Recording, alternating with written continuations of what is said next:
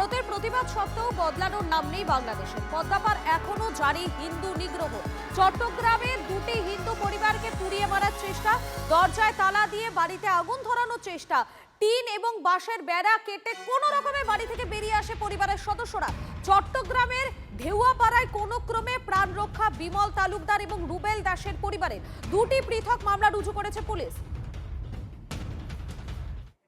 আমরা যে রাত্রেবেলা তো খেয়ে দিয়ে ঘুমাই প্রায় তিনটের দিকে, তখন আমার ছেলে ঘুমাচ্ছে, তখন ওই দাউ দাউ করে, ওরা তো জ্বালিয়ে দিয়েছে দেখি নাই, তখন দাউ দাউ করে যখন উপরে উঠে গেছে আগুন নিচে থেকে, তখন দাউ দাউ করে জ্বলছে, বলছে আগুন লাগছে আগুন লাগছে আগুন লাগছে।